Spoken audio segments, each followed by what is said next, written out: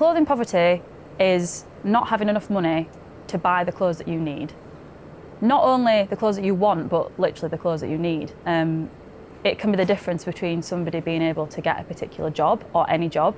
It can be the difference between somebody being able to leave the house and not. It can be children not being able to play outside because they've not got a coat. It can be families unable to go out together because either their children are sharing coats or they've not got their own clothing. It permeates every area of your life if you've not got appropriate clothing. If you've only got clothing that's appropriate to stay in the house, you can't go anywhere or do anything. And it really limits people's lives and opportunities that they can do. It's the knock-on effect for me that causes clothing poverty. You're only just about managing to pay your rent to the council, and all the rest of it. And then you've got to think about putting food on the table. Clothing is the last thing that you think about. So for me, that's clothing poverty. Clothing poverty can affect all members of the family, from the newborn baby who's arrived with nothing, up to the adults of the family. So we aim to provide the items to cover all of those scenarios and support people from newborn up to 90. Across the UK, 14 million people living in poverty, and we know that these people are accessing food banks. We know that this poverty exists, but clothing poverty is almost the hidden aspect. We don't have nationwide facts and figures to tell us this data. We don't have it. They don't exist. One of the reasons why people don't disclose clothing poverty, we feel, is because of the stigma involved in that, and it's actually kind of exposing yourself to reveal that need to others. So it seems to have become okay to talk about not having food on the table and not being able to feed your children, incredibly, in 21st century UK. And it just seems to have entered the common psyche of the country, but clothing need hasn't entered the common psyche. A lot of the shops now, a lot of them aren't existing anymore. One is going, then another's going. So, and it's leaving all the expensive shops behind, which you can't afford. I mean, sometimes they're £50 up to £70 for an item. So how can you afford that? I'm a mental health nurse. I trained in England. I'm a refugee. I was an asylum seeker. And I was a refused asylum seeker for about 10 years. And I live in Nottingham. As a refused asylum seeker, I was only eligible for Section 95, which is just the basic £35 a week in the form of a voucher that I could buy my essentials. So I had no access to cash whatsoever for 5 years. Well, before Christmas, in December, I had a couple of operations. I was about 11 stone then. I was on the jugs and that. Well, I've come off the jugs. I put about 16 stone there. So I put 5 stone on. I'm running out of clothes.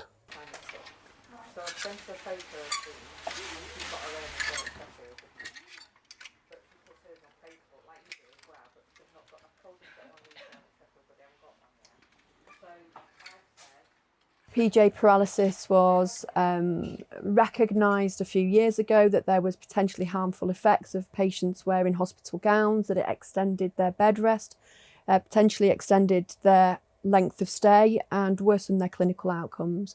I think for patients themselves, derobing from that sick role is really powerful. Support their feelings of self-worth and self-esteem.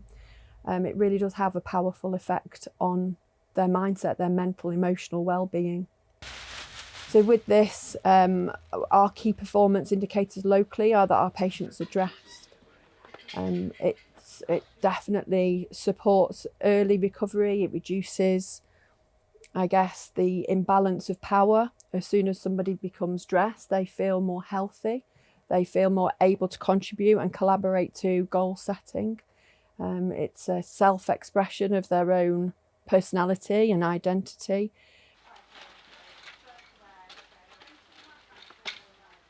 Something changing in their life, but they they need the right clothes to start that new chapter. And doing what we do is great because it would normalize helping or being helped or asking for help. Everybody's, let's say, anything could happen in anybody's life, and anybody could need help. So why not giving help? There's really, literally no reason I can think of for not giving help to somebody who's in need. Because I get some nice jeans and nice clothes, it make my day really better, you know, because I didn't know that. I was not expecting, but I just surprised. You know what I mean? You're doing good job, you know, for like we don't have a clothes, then we come here, we choose for free. That is it's amazing. Good job, yeah. Life costs. And you know, let's be honest, everybody would like something different, wouldn't they, to wear? And so we need these groups, we need these structures, and they need as much support as possible. Because if they do disappear, there's going to be a lot of people that are going to be struggling even more, you know, because it's already a struggle with regards to, you know, bills, the everyday things that you do need. The thousands of people that we've clothed this year alone would otherwise have gone unclothed. We know that there are lots of people struggling economically in these areas, and we're not just for crisis clothing, we're for people on low incomes, we're for those people struggling to just go out and clothe their family, because it's so expensive. If you've got a couple of kids, it's so expensive to clothe your entire family. So we want people now to know, now we are here, that we're here and about the work that we're doing. It's still kind of assumed by the general public that everyone has access to clothes and clothes are an easy thing to come by, which is not true at all.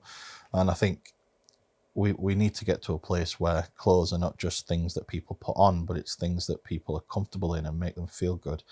And just to say that they've got clothes is not enough anymore. And it's not just about the clothes, it's being able to come and choose clothes. You know, look for clothes, look in a mirror and compare what looks best rather than just accepting whatever's in a black bag that's given to you.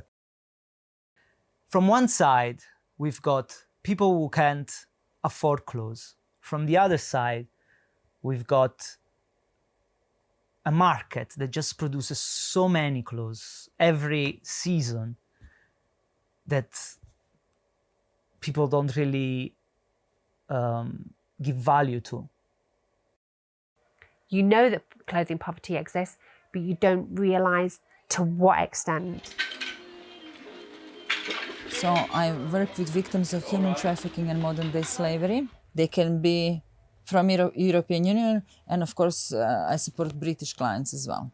Shareware is responsive. Shareware is fast.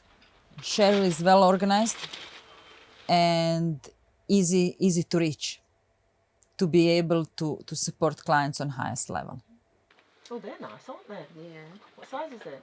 We work with clients who are in the NRM, which means they have either been trafficked or they've been involved in modern slavery, and that can be refugees, it can be asylum seekers, or it can be UK citizens. And we work to essentially empower them, to give them independence, to help them move from victim to survivor. And Shareware are a massive help with that because they give them clothing, they allow them to have an identity, feel safe. You know, we take clothing for granted because it's always there or we can buy it. Whereas people who have no money or just aren't confident to leave the house yet because of what they've experienced, actually, if they can have options to, you know, wear different clothes depending on what they feel like, that can really make someone's day. And that's why we often put them in a place like Shareware comes into play because first, providing them with clothing, because some of them are so destitute they don't even have clothes by the time you meet them. So being able to have clothing as soon as possible and for free, and it's of good quality, and also as they're trying to find themselves, being able to still rely on the same supply to take key steps in your life. Because aside from that, aside from victims of domestic violence, we also deal with victims of people who've gone through county line type of exploitation, exposing them to that kind of kindness where you would be able to have what you need and it's just without expecting anything in return from you. So that has been very integral in trying to get our clients' confidence back and help them grow their self-esteem and, you know, go out there and do great things. Being able to have clothing that's suitable to the weather also gives you some kind of safety. Yes, so Sharewear, I mean, they've been integral in helping us make sure that we provide what our clients need.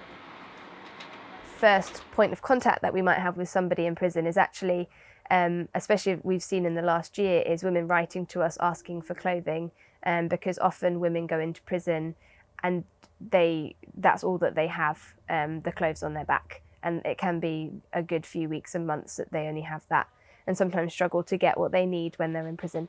I know that my colleague, she also did a referral for somebody and they particularly wanted something with Mickey Mouse, and so Sharewear was able to source that for them, and that was a real blessing to that lady.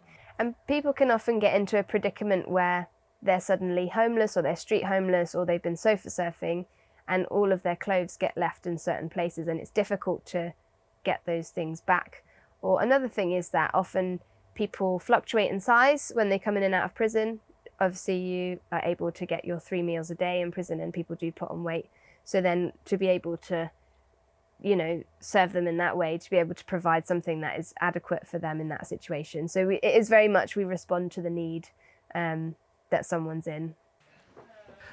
We empower people basically to achieve better, brighter futures. Framework are very fortunate to be a partner of Sharewear's. We receive clothing to all of our services across the board. The fact that it's not just necessarily homeless people. It's everybody that it affects from all kind of walks of life. And at Framework, we can see that because we support so many different kinds of people with short-term needs, longer-term needs, people who have been rough sleeping, people who are out of work, people who have health-based problems that we can support. And all of those people benefit from clothing because many of those people are living in clothing poverty. And that's a sad and damning fact of 21st century Britain. I had a client of mine who had been working all his life, contributed with his taxes and everything. And unfortunately, he was working in factory work with agency work. So he stopped working. He thought he would have another job.